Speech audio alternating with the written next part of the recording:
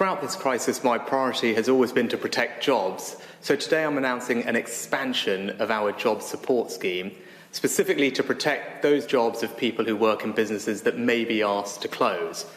If that happens, those workers will receive 2/3 of their wages for the time that they're unable to go to work. I hope that this provides reassurance and a safety net for people and businesses in advance of what may be a difficult winter. Have you estimated how much that's going to cost? Do you know how you're going to pay for it? We obviously won't know the exact take-up of a scheme like this because as we enter an uncertain period, the exact scope of any restrictions that may be necessary is uncertain at this time.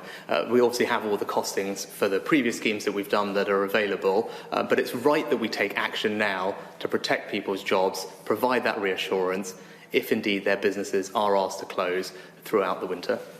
The fact that you're asking and announcing this scheme today does seem to suggest that you are, as a government, going to ask some businesses to close, possibly in the hospitality sector. Can you say anything about which businesses, how much, for how long? Give any sense for all of those millions of people who are hanging on government decisions, what's coming next?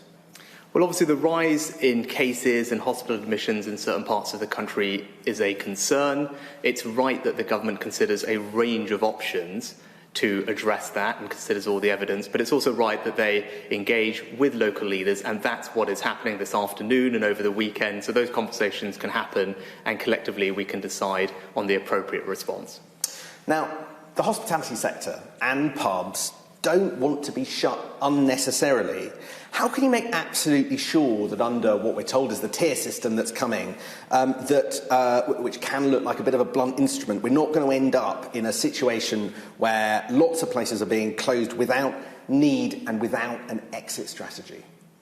I think it's absolutely right that we consider all the evidence and have these conversations together and consider all of these decisions in the round. I mean, we know the impact that this virus is having not just on our economy. We want to make sure we protect children's education and people's health conditions, not just coronavirus. All of these are things in the round that we need to talk about. With regard to the hospitality industry or other businesses that may be asked to close, I'm also announcing today an increase in the generosity and frequency of business grants that will go to those businesses, up to £3,000 a month, paid every fortnight, which will also help them if they find themselves in this unfortunate situation.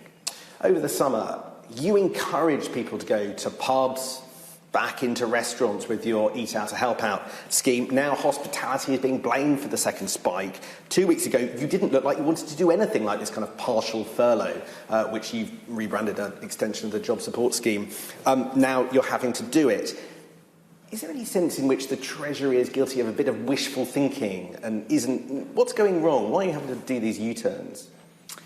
Well, this is a very different scheme to what we've had before. This is not a universal approach. This is an expansion of the job support scheme specifically for those people who are in businesses that will be formally or legally asked to close. So in that sense, it's very different. But I've always said that we will adapt and evolve our response as the situation on the health side adapts and evolves. That's what's happening. I think that's the pragmatic and the right thing to do, to adapt to that. And I believe that the actions today demonstrate that approach. Final question. The Prime Minister has said nobody who does the right thing should lose out from coronavirus. Today, you're effectively announcing a pay cut.